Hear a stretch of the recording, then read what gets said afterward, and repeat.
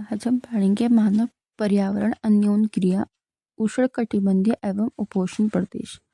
इसके अंतर्गत क्या है कि हमको उष्णकटिबंधीय यानी गर्म प्रदेश और कुछ ठंडे प्रदेशों के बारे में यहाँ पता चलेगा। जैसे कि यहाँ पे एक स्टोरी दी है सबसे पहले, जिसको मैं एक्सप्लेन पढ़ के नहीं ऐसे ही बताऊंगी। देखो, ये है चित्र। ठीक है, रेणुका के चाचा जो हैं एक फोटोग्राफर हैं, वो दूरस्थ क्षेत्रों में जाते हैं, वर्ल्ड में जाते हैं। तो उन्हें विभिन्न चीज़ों के बारे में, विभिन्न समुदाय, संस्कृति और कुछ समानता देखने को मिलती है। ठीक है, क्योंकि हम ह्यूमन ही हैं तो कुछ समानता भी होगी, लेकिन संस्कृति, सांस्कृतिक परिवेश, आर्थिक परिवेश, राजनीतिक परिवेश अलग होने के कारण कुछ विभिन्नताएं भी हमें देखने को मिलेगी। रेणुका को ये सब देखने में बहुत इंटरेस्ट आता है और वो देखती है सब कुछ। ठीक है, और फिर ऐसी बातें होती हैं उसके चाचा श्रीकांत और रेणुका के बीच में कि ये सब जो है कुछ समानताएं भी हैं। ठीक है, जो रेणुका तस्वीर देखती है, इसके विभिन्न भागों में लोगों को देखती है, और कुछ शुष्क रेगिस्तान है, कुछ कुछ बर्फीले प्रदेश हैं, कुछ गर्म नमी वाले वर्षावन है। तो वो इतना अलग-अलग चीज़ें देखती है, डाइवर्सिफ़िकेशन देखती है। वो देखने में भले ही अलग हो, लेकिन उसमें भोजन, कपड़ा, मकान जैसे जीवन की मूलभूत आवश्यकताएँ हमारे समान ही रहती हैं। श्रीकांत चाचा ने कहा कि उसके बच्चे भी शायद तुम्हारी ही तरह खेलते हैं, कभी झगड़ते हैं, फिर समझौता कर लेते हैं। घरेलू कार्यों में अपने परिवार की मदद करते हैं, वे प्रकृति के करीब रहते हैं, जीवन की शुरुआत में ही प्रकृति की देखभाल करना सीख जाते हैं, मछली पकड़ना, वनों की सामग्री एकत्रित करना सीख जाते हैं। ठीक है, अब हम पढ़ेंगे अमेज़न बेसिन के बारे में। ठीक है, जो कि आपको साउथ अफ्रीका नहीं, सॉरी, साउथ अमेरिका अमेरिका में मिलेगा। ठीक है, दक्षिण अमेरिका में।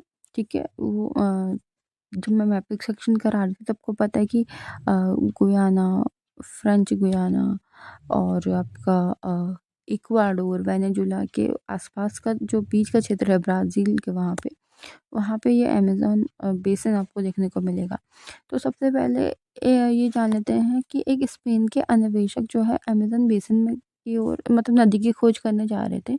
तो वहाँ के जो आदिवासी थे, जिन्होंने घास की एक स्कर्ट पहनी थी, हेडगियर कवच पहना था, उन्होंने आक्रमण किया। ठीक है, उन पे आदिवासियों ने आक्रमण कर दिया, उन अन्वेषकों पे। ठीक है, तो फिर जब वो आक्रमणकारियों ने उन्हें प्राचीन रोमन साम्राज्य के अमेजॉन्स नामक महिला योद्धाओं के आक्रामक समूह की याद दिला दी। इस प्रकार यहाँ का नाम अमेजन पड़ गया। ठीक है, अब अमेज़न बेसिन के विषय में जानने के लिए हमको मानचित्र देखना होगा। उष्णकटिबंधीय प्रदेश कर्क रेखा और मकर रेखा के मध्य स्थित है। ठीक है, और इसको पढ़ने से अच्छे समझाना बेहतर है। तो सबसे पहले हम एक सर्कल ले लेते हैं। ठीक है, ये हमने ले लिया सर्कल, ये लाइन लेके, और ये हो गया कर्क रेखा, ये हो गया मकर रेखा। ठीक है,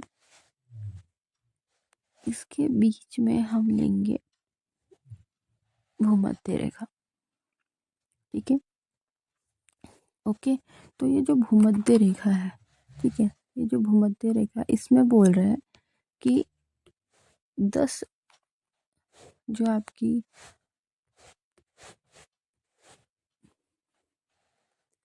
ये वाली जो लाइन है, वो कह रही है कि 10 डिग्री और 10 डिग्री, 10 डिग्री नॉर्थ से लेकर 10 डिग्री साउथ तक का क्षेत्र जो है आपका उष्णकटिबंधीय क्षेत्र कहला रहा है, जिसमें कर्क रेखा और मकर रेखा,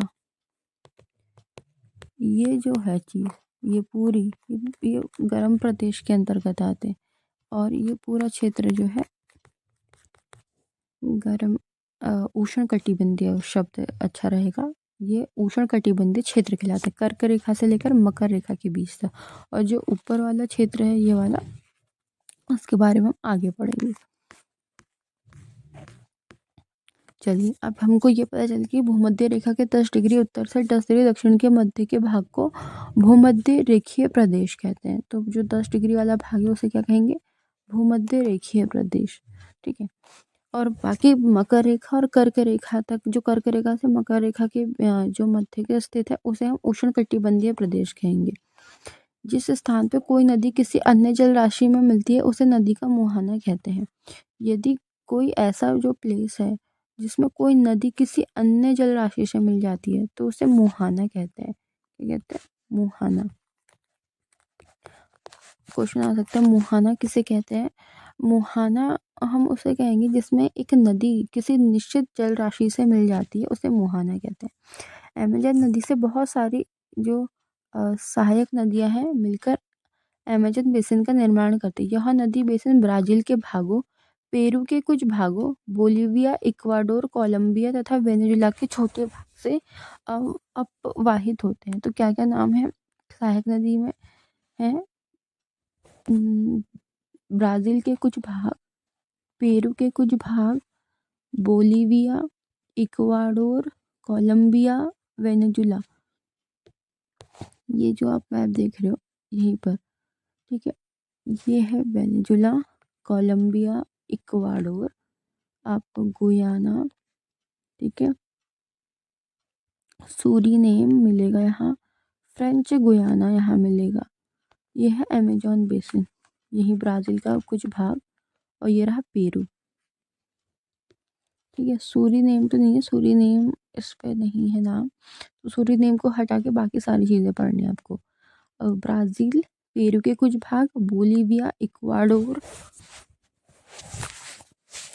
कोलंबिया, वेनेजुला। ठीक है, अगर मैं इसको आपको एक रफ मैप से समझाऊँ तो साउथ अमेरिका का ऊपर का पोर्शन लेना है हमको। ठीक है, ये हो गया गुयाना। ठीक है, सूरीनेम नहीं चाहिए, फ्रेंच गुयाना। ठीक है, वेनेजुला। ठीक है, कोलंबिया, यहाँ पे कोलंबिया, इक्वाडोर, और फिर इस तरफ से है पेरू, और ये वाला क्षेत्र हो गया आपका ब्राज़ील का क्षेत्र, जो कि मिलके बना देता है अमेजन बेसिन। अब इसे छोटा छोटा मैं लिख देती हूँ। ये देखो, ये है ब्राज़ील, गुयाना, फ्रेंच गुयाना, आपका जो है वेनेजुला, कोलंबिया, इक्वाडोर और पेरू। ठीक है, 1 2 3 4 5 6 7। ठीक है,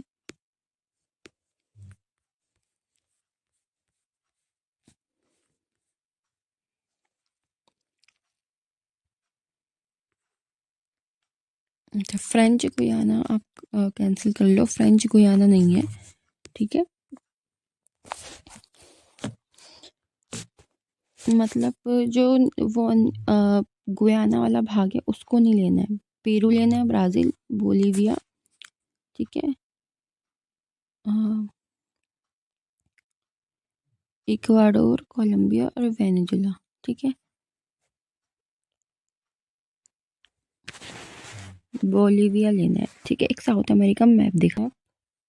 ठीक है, तो यहाँ पे क्या हो रहा है, देखिए ये रहा ब्राज़ील, ये वाला हिस्सा नहीं चाहिए हमें। ठीक है, ये वाला हिस्सा नहीं चाहिए जो हमने कट कर दिया हमें। ब्राज़ील, वेनेजुला, कोलंबिया, पेरू, ये इक्वाडोर और ये वाला बोलिविया का क्षेत्र चाहिए। ठीक है, इसको थोड़ा जूम करके दिखाते हैं। अब बोलिविया नीचे है। ठीक है, अब देखो ये 3 नहीं चाहिए हमको। ठीक है, फ्रेंच गुयाना, उनका सूरीनेम, गुयाना, ये नहीं चाहिए हमको। चाहिए Brazil, Venezuela, Colombia, Peru, Ecuador और बोलिविया। ये वाला क्षेत्र जो है अमेज़न बेसिन कहलाता है। तो आई थिंक आपको समझ आ गया होगा। ठीक है, एंटी क्लॉकवाइज करते हैं एक बार। ठीक है, यहाँ पे से करते हैं एक बार। क्या क्या था एंटी क्लॉकवाइज? ब्राज़ील, पेरू का कुछ क्षेत्र था, बोलिविया का क्षेत्र था, इक्वाडोर का क्षेत्र था, ठीक है, वेनेजुला का क्षेत्र था और कोलंबिया। ठीक है, ठीक है, अब आपको समझ आ गया होगा। क्या आप इन बेसिन में स्थित उन देशों के नाम बता सकते हैं जिनसे भूमध्य रेखा गुजरती है? तो हमको ऐसे देशों के नाम बताने हैं इस बेसिन से जिससे भूमध्य रेखा गुजरती है। ठीक है, देखो एक लाइन खींची है मैंने, अब बताओ किससे गुजर रही है भूमध्य रेखा? 3 देशों से गुजर रही है अमेजन बेसिन की। Ecuador first, Colombia second, third Brazil.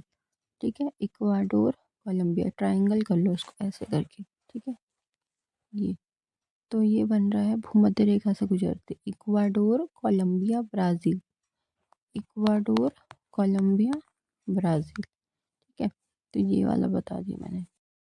ठीक है, अब ये वाली चीज़ें भी बता दी। तो इसका आंसर क्या है मैंने दिखाया मैथ में, इक्वाडोर यहीं पे होगा। देखो इक्वाडोर इसमें से ही छाट से कि किन किन देशों से बेसिन में स्थित उन देशों का नाम है भूमध्य रेखा। तो इक्वाडोर सर्कल कर लो, और क्या था ब्राज़ील, कोलंबिया। ठीक है, सहायक नदी, यह छोटी छोटी नदियाँ होती है जो मुख्य नदी से मिलती है। ठीक है, यानी कि जो छोटी छोटी नदियाँ होती है जो मेन नदी होती है उससे मिल जाती है कुछ इस प्रकार। ये नदी है, इस यहाँ से एक नदी आ रही है, यहाँ से एक नदी, यहाँ से इस तरीके से, यहाँ पे से, यहाँ पे से। तो ये जो है छोटी छोटी नदियाँ जो एक मुख्य नदी से मिलके जाती है, फिर सभी का पानी एक जगह में से ही जाता है। मुख्य नदी अपनी सहायक नदियों के साथ जिस क्षेत्र में पानी बहाकर ले जाती है वह उसका बेसिन कहलाता है अथवा जल संग्रहण क्षेत्र कहा जाता है। अमेज़न बेसिन विश्व का सबसे बड़ा नदी बेसिन है। ठीक है, अब हम पढ़ेंगे जलवायु। जैसा कि अब हम जानते हैं कि अमेज़न बेसिन भूमध्य रेखा के आसपास फैला है और पूरे वर्ष यहाँ गर्म एवं नम जलवायु रहती है। यहाँ का मौसम दिन एवं रात दोनों ही समय में लगभग समान रूप से गर्म और आर्द्र होता है। ठीक है, तो यहाँ का जो मौसम है गर्म एवं नम जलवायु रहती है। यहाँ मौसम दिन एवं रात दोनों ही समय लगभग समान रूप से गर्म एवं आर्द्र होता है तथा शरीर में चिपचिपाहट महसूस होती है। इस प्रदेश में लगभग प्रतिदिन वर्षा होती है और वह भी बिना किसी पूर्व चेतावनी के। दिन का तापमान उच्च, आर्द्रता अति उच्च, रात के समय तापमान कम हो जाता है लेकिन आर्द्रता वैसी ही बनी रहती है यानी ह्यूमिडिटी। वर्षावन, इन प्रदेशों में अत्यधिक वर्षा के कारण यहाँ की भूमि पे सघन वन उग जाते हैं। वन इतने घने होते हैं कि पत्तियां तथा शाखाएं छत से बन जाती हैं। इसके कारण सूर्य का प्रकाश धरातल तक नहीं पहुंच पाता। ये देखो अमेजन वन। यहाँ की भूमि प्रकाश रहित एवं नम बनी रहती है। यहाँ केवल वनस्पति पनप सकता है जिसमें छाया में बढ़ने की क्षमता हो। परजीवी पौधे के रूप में यहाँ आर्किड और ब्रोमीलाइट पैदा होते हैं। ये रहा टुकुम, आर्किड और ब्रोमीलाइट। ठीक है, आर्किड और ब्रोमीलाइट, इसकी पिक्चर्स दिखा देते हैं। आर्किड और ब्रोमीलाइट, देखो आर्किड के कुछ ऐसे पौधे मिले हैं मुझे, ये सब आर्किड फ्लावर्स हैं। ठीक है, जो मैंने दिखाई थी आर्किड की इमेज। ठीक है, तो ये आर्किड और ब्रोमीलाइट वनस्पति पौधे, परजीवी पौधों के नाम याद रखना। वर्षावन में प्राणी जात की प्रचुरता होती है। टुकन, गुंजन पक्षी, रंगीन पक्षी वाले पक्षी एवं भोजन के लिए बड़ी चोंच वाले विभिन्न प्रकार के पक्षी जो भारत में पाए जाते हैं सामान्य पक्षियों से भिन्न होते हैं। यहाँ पाए जाने वाले प्राणियों में बंदर, स्लॉथ, चींटी खाने वाले टैपिर भी यहाँ पाए जाते हैं। साथ ही सरीसृप विभिन्न प्रजाति भी इन वनों में पाई जाती है मगर सांप, अजगर तथा एनाकोंडा, बोआ कुछ ऐसी ही प्रजाति है। इसके अतिरिक्त हजारों कीड़े मकोड़े भी इस बेसिन में निवास करते हैं। मांस खाने वाली पिरान्या मत्स्य समेत जो पिरान्या मछली याद रखना। विभिन्न प्रजाति भी अमेजन नदी में पाई जाती है। इस प्रकार जीवों की विविधता की दृष्टि से यह बेसिन असाधारण रूप से समृद्ध है। ब्रोमीलाइट एक विशेष प्रकार का पौधा है जो अपनी पत्तियों में जल को संचित रखता है। मेंढक जैसे प्राणी इन जल के पॉकेट का उपयोग अंडा देने के लिए करते हैं। यह टैपिर वर्षावन में निवासी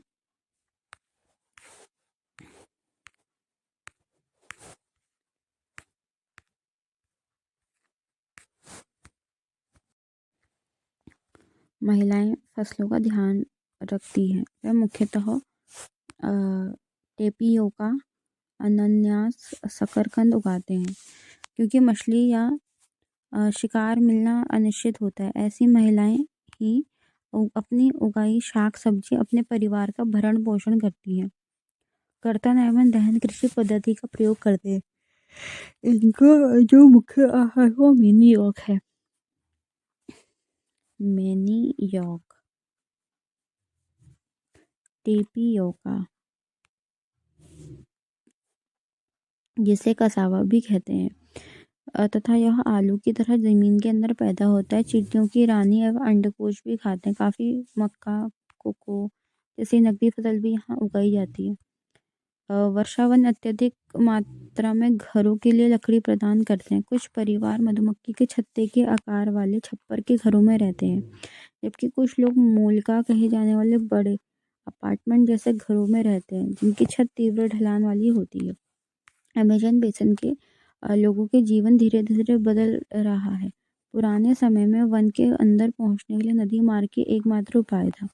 1970 में ट्रांस अमेज़न महामार्ग बनने से वर्षा के सभी भागों तक पहुंचाना संभव हो गया। अनेक स्थानों पर पहुंचने के लिए हवाई जहाज़ों तथा हेलीकॉप्टरों का उपयोग किया जाता है। इन प्रक्रिया के फलस्वरूप यहाँ की मूल आबादी को उस क्षेत्र से बाहर निकल के नए क्षेत्र में बसना पड़ा, जहाँ के अपने पौराणिक तरीके से खेती कर रहे थे। विकास की गतिविधियों के कारण जैव विविधता वाले वर्षा वन धीरे धीरे नष्ट हो रहे हैं। ऐसा अनुमान है कि प्रतिवर्ष अमेज़न बेसिन के वर्षा वन का बड़ा भाग विलुप्त होता जा रहा है। आप देख सकते हैं कि वर्षा वनों के लुप्त होने के व्यापक प्रभाव है। वर्षा के कारण मिट्टी की ऊपरी परत बह जाती है और सघन वन बंजर भूमि में बदल जाता है, जैसा कि इस चित्र में दिख रहा है। पहले इस प्रकार था, फिर ये कट गया तो इस प्रकार बनने लग गया। धीरे धीरे मतलब क्षरण होता जा रहा है। कर्तन एवं दहन की पद्धति। किसान एवं वृक्षों एवं झाड़ियों को काट के भूमि साफ करते हैं। जो कर्तन है और दहन है वो क्या है? किसान वृक्षों को, झाड़ियों को काट कर इसको जलाया जाता है। इसके पोषक तत्व मिट्टी में मिल जाते हैं। इस साफ भूमि पर कुछ वर्षा तक फसल पैदा की जाती है। जमीन के इस टुकड़े के बार बार प्रयोग से मिट्टी के पोषक तत्वों का अभाव हो जाता है, इसलिए इस टुकड़े को छोड़ दिया जाता है। इसके बाद फसल उगाने के लिए किसी दूसरे स्थान को साफ किया जाता है। इस बीच पुराने खेतों में छोटे छोटे वृक्ष उग जाते हैं। इस प्रकार मिट्टी पुनः उपजाऊ बन जाती है। तब लोग इन भूमि को टुकड़े को पुनः जोड़ सकते हैं।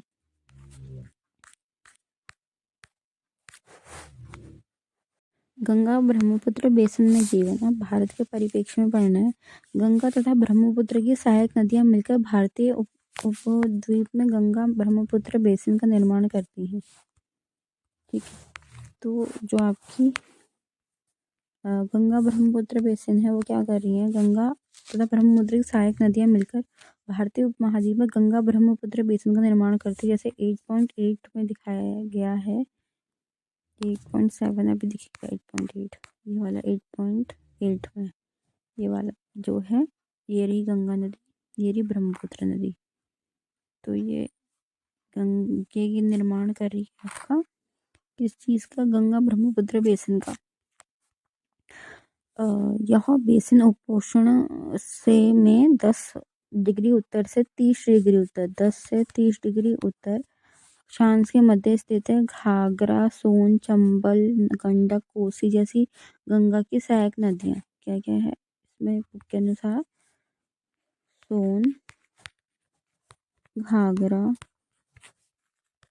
चंबल, गंडक, कोसी जैसी जो है सहायक नदी क्या क्या है? सोन, गंडक, चंबल, कोसी जैसी सहायक नदियां हैं। नदियां एवं ब्रह्मपुत्र की सहायक नदियां इसमें अववाहित होती है। एटलस की सहायता से ब्रह्मपुत्र की कुछ सहायक नदियों का नाम ढूंढें। गंगा एवं ब्रह्मपुत्र के मैदान, पर्वत एवं हिमालय के गिरिपात तथा सुंदरवन डेल्टा।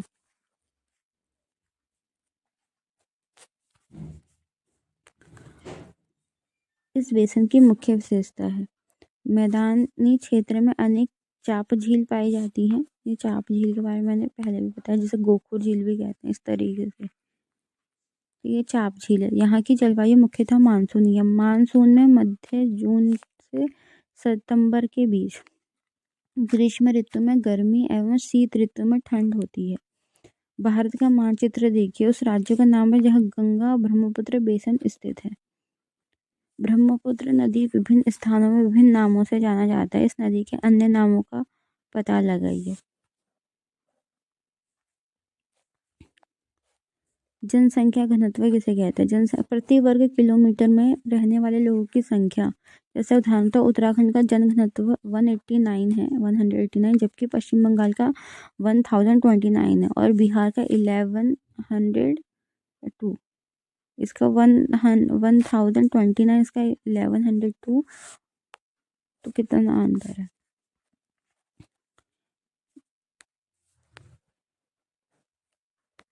बेसिन क्षेत्र विभिन्न प्रकार के शिलाकृतियां हैं।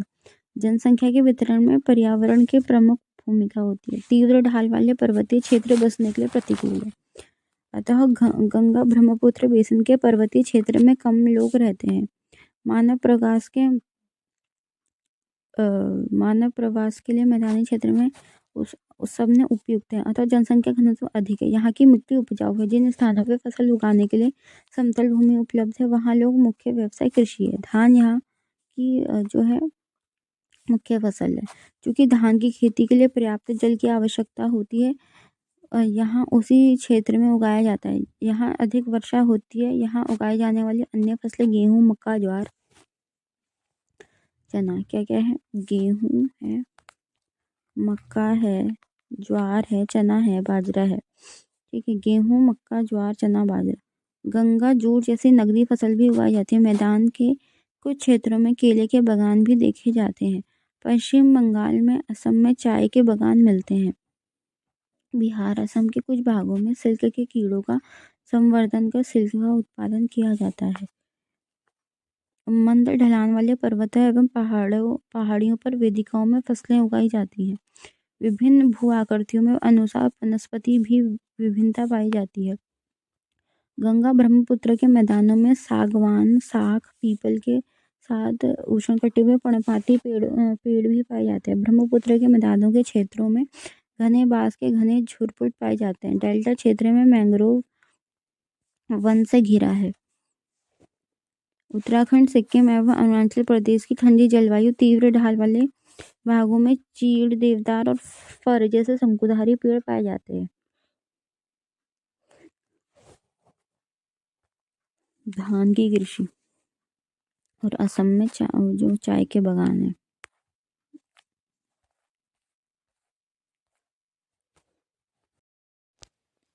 बेसिन में विविध प्रकार के वन्य जीव पाए जाते हैं। इनमें हाथी, बाघ, हिरण, बंदर आदि सामान्य रूप से पाए जाने वाले जीव हैं।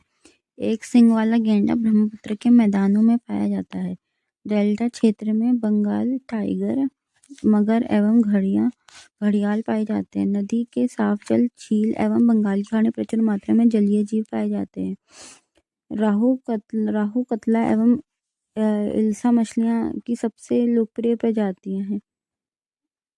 रोहू है, कतला है, हिल्सा है। मछली एवं चावल इन क्षेत्रों में रहने वाले मुख्य आहार हैं। वेदिकाओं का निर्माण खड़ी ढलानों में समतल सतह बनाकर कृषि करने के लिए होता है। ढलान को इसलिए हटाया जाता है कि जल का प्रवाह तीव्रता से ना हो।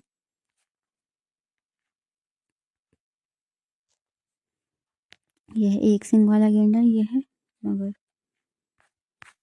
झील, जीविका का साधन। एक केस अध्ययन है पहले ही पढ़ लेते हैं। गंगा एवं ब्रह्मपुत्र नदी के अलवण जल एक प्रकार की डॉल्फिन पाई जाती है, जिसे स्थानीय भाषा में आपका अंधी डॉल्फिन या सूसू कहते हैं।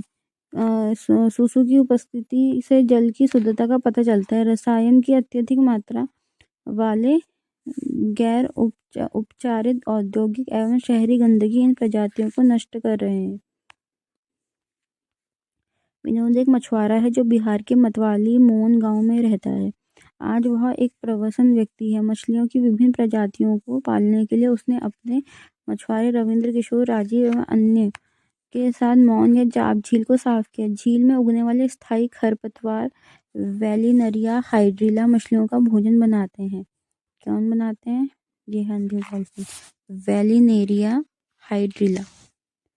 वेनिनेरिया, नेरिया है, वैली है, नेरिया है, हाइड्रिला मछलियों का भोजन बनते हैं। झील के आसपास की भूमि उपजाऊ है। वह इन जमीन पे धान, मक्का, दलहन जैसी फसलें बोता है। खेत की जुताई के लिए भैंसों का उपयोग किया जाता है। वहाँ के लोग बहुत संतुष्ट हैं। नदी में पकड़ने, खाने व बेचने के लिए काफ़ी मछलियाँ हैं, जिन्हें पकड़कर वो पास के शहरों में भेजते हैं। यह समुदाय प्रकृति के साथ समरसता बना के रहता है। जब तक कि पास के शहरों का प्रदूषण इस झील तक नहीं पहुंचता, तब तक मत्स्य पालन को कोई खतरा नहीं है। सार्वभौमिक स्वच्छता कवरेज प्राप्त करने और स्वच्छता पर ध्यान केंद्रित करने के प्रयासों में तेजी लाने के लिए भारत के प्रधानमंत्री ने 2 अक्टूबर 2014 को स्वच्छ मिशन भारत का शुभारंभ किया। गंगा नदी के तट पर वाराणसी, गंगा ब्रह्मपुत्र के मैदानों में कई बड़े शहर कस्बे स्थित हैं। इलाहाबाद में कानपुर, वाराणसी, लखनऊ, पटना, कोलकाता जैसी 10 लाख से अधिक आबादी वाले शहरों गंगा नदी के तट पर स्थित हैं। इन शहरों तथा स्थित उद्योगों का गंदा पानी बहकर नदी में ही जाता है, जिससे नदी प्रदूषित होती है। बेसिन में यातायात का सुविकसित तंत्र उपस्थित है। आप देख सकते हैं कि गंगा ब्रह्मपुत्र बेसिन में यातायात के 4 मार्ग सुविकसित है। मैदानी इलाकों के लोग सड़क मार्गों एवं रेल मार्ग द्वारा एक स्थान से दूसरे स्थान तक जाते हैं। नदी के तटीय क्षेत्र में जलमार्ग यातायात प्रभावशीलता माध्यम से कोलकाता हुगली नदी पर स्थित एक मनुष्य महत्वपूर्ण पत्तन है। मैदानी क्षेत्र में कई बड़े हवाई पत्तन भी स्थित हैं। पर्यटन इन बेसिन का एक महत्वपूर्ण क्रिया है। और आगरा यमुना के किनारे स्थित ताजमहल, इलाहाबाद में गंगा यमुना नदी के संगम में, उत्तर प्रदेश एवं बिहार में बौद्ध स्तूप, लखनऊ का इमामबाड़ा, असम की कांजीरंगा एवं मानस वन्य प्राणी अभय वन तथा अरुणाचल प्रदेश में विशेष जनजाति संस्कृति कई दशकों में स्थित है। मानस वन्य प्राणी अभयारण्य में बाघ। गंगा नदी संरक्षण के नमामि गंगे कार्यक्रम शुरू किया गया है।